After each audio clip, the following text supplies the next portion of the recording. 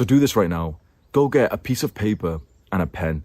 And if you don't have those things in your house, I will link a whiteboard service. You need something that you can draw on. So I will link like a whiteboard website that you can like draw, you know, on the screen on your computer. But best case scenario, just go get a piece of paper and a pen. Pause this video up until you go get that. Right in front of you, right here, right now, should be a piece of paper and a pen or something that you can draw on. Or like some whiteboard online website that I will link in the description if you want to use that. Now draw a long rectangle bar. Write the letter F on the left side of this bar and then write the letter M on the right side of this bar. F stands for feminine. M stands for masculine. Now, in a second, I'm going to ask you to draw a line on where you think you are in this spectrum between feminine and masculine energy. But first, let me just explain what they are. The more you push over to the F, the feminine side, the more that you're obsessed with love. You'll be submissive, thinking about relationships or the girl that you're in love with. You'll fall in love really quickly. You'll feel quite anxious and almost neurotically like thinking and checking up on the person that you're currently in love with. And you'll have a desire to feel fulfilled. Now, the more we push onto the M side, the masculine side, the more that you'll be obsessed with work, goals, mission, purpose. You'll be thinking about your career or your studies, what task to do next. You'll literally be going about your day, whether you're having a shower, you've just woken up, and you'll be thinking about work and studies. You'll be dominant and stoic, and you'll have a desire to feel free. Now, first, what I want you to do is look at this bar. On the left side is feminine, on the right side is masculine, and of course, the more that you push out to the extreme ends means the more you are that thing, and the more that you come into the middle means that you're more of like a mix in between masculine and feminine energy. I want you first to draw like a little star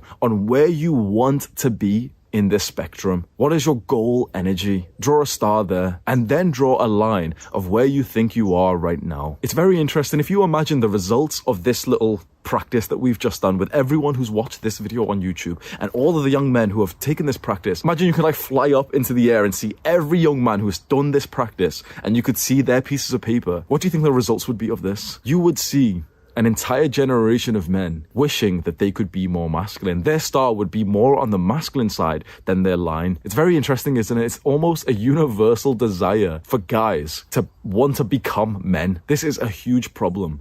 But we're here today to fix that. First, let me tell you my story with my own masculine and feminine energy. Now, you can skip this section if you don't want to hear my story and you want to go straight to the practices and the education, you can do that. But I think it might be valuable to just sit through, hear my story. It'll probably be like a little bit enjoyable and relatable. And chances are, if you can relate to my story, you'll be able to take the advice that I give you later on far more than if you don't even know me or trust me. So if we rewind 10 years. I'm 25 right now, but let's say when I'm 14, 15 years old. I now realize how feminine I was. I didn't at the time. You know, when you're 14 years old, it's not really something you're sat there thinking, am I masculine or feminine? But I realized a lot of the issues that I had came down to me being so totally my feminine energy. One of the huge problems, which was quite chaotic in my household, was that I wasn't performing well in school. I couldn't focus and I barely even wanted to. Now, of course, you know, I wanted to get good grades and everything, but like I didn't even want to do work. I wasn't waking up thinking, oh, let me study, let me get good grades. I was waking up and what do you think I was thinking about? I was waking up and the first thing that I would think about was the girl that I currently had a crush on. And of course, you know, you go through a bunch of crushes when you're young and stuff.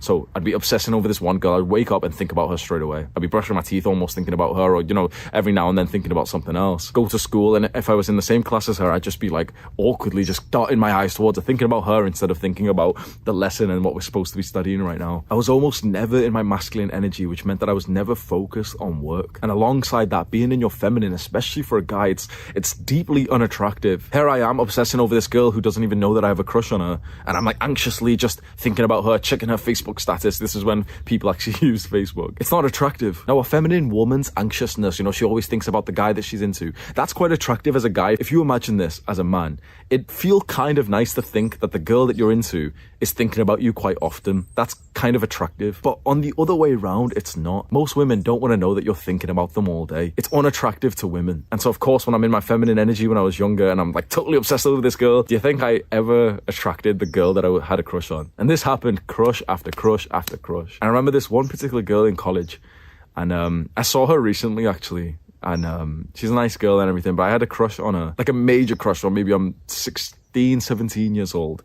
And, you know, I'm thinking about her doing the usual shit, checking her Facebook and everything. And for months, just trying to like level things up with her. So I'd see her in class and we'd be sat next to each other. And, you know, like she'd be focusing on the work we were supposed to be doing. I'd be like, just kind of like looking at her with my peripheral vision, thinking about her, daydreaming, imagining scenarios of me and her together and everything. And I'd go to sleep thinking about her. It's just fucking cringe. And then one day I check Facebook and all I see is like her name is in a relationship with this guy. Some guy. Do you know, it was actually that moment where something clicked for me. And I thought, okay, clearly, you know, I've been doing this for years of like having a crush on a girl and never really speaking to them and being really shy. Something clicked and I was like, you know what, it's clearly not working. It's never worked for my entire life, this sort of method that I have to try and attract the girl that I want, which is, you know, to stay silent and silently observe them and just be fucking nervous around them and anxiously think about them. And so I started taking other things more seriously. Instead of obsessing over girls, I went through, you know, a bit of that sort of, not hateful energy, but the more of like, yeah, you know, fuck girls. I don't even care about girls anyway. I'm just going to like focus on going to the gym. And interestingly, that's exactly what worked. When I had other things to focus on, like for example, the gym, making new friends, partying, I automatically started to attract more girls. But things weren't better like straight away. So as I'm getting older, let's say I'm 18, 19, 20, 21 years old and I'm having sex, I'm getting into relationships. Pretty much most of the relationships that I got into were quite depolarized. Now you're going to learn what the term depolarized means, but I'll give you a very brief explanation. Depolarized just kind of means that we aren't on either end of the spectrum, and instead we're in this like gray androgynous zone in the middle. So what we'd like to be, or at least for me personally, maybe for you, I'd like to be way more on the masculine side and then meet a girl who's way more on the feminine side. But when you're way more near the middle, you bring some masculine traits and some feminine traits, and she's way more near the middle. You're depolarized, and I'll explain the very dire consequences of being in a relationship where you're both closer to the middle rather than the extreme ends. And trust me when I say, I would probably guess that about 90, 95, 99% of relationships, at least in my country, are depolarized. Chances are, if you're in a relationship right now, it's depolarized, even though, you know, it sounds hateful. Chances are the next relationship you get into will be depolarized. It will be with a woman who brings so much more masculine energy that she's closer to the middle, and you bring so much more feminine energy that you're closer to the middle. We'll go over that a lot more. But one of the very interesting things I learned about this, which is gonna kind of upset you and make you feel a little bit insecure, is that people who are depolarized will never have an extremely feisty sex life. These will never be the couples who will, for example, argue and then just fall to the floor, just fucking straight away. These will never be the couples who will fuck for literally an hour, 2 hours straight, absolute dominance all across the room, that the lampshade just fucking falling off the lamp. Whilst you could argue, well, you know, this is where I am and it's authentic for me to be here. Chances are you probably want a life that's more on this side, and you probably want a woman who's more on this side. And so at least for me, when I was 18, 19, 20 years old and getting into relationships, I was just always near here. I had some masculine traits, you know, I was going to the gym and eventually I started boxing, and I was thinking about more of my, you know, my male friends and partying, so I had like some kind of mission objective. But I was bringing a lot of feminine traits. I was also just obsessively thinking about girls, really valuing love. And the girls that I was with, naturally, because I was in university for this time, were quite masculine. They were quite like goal and study orientated.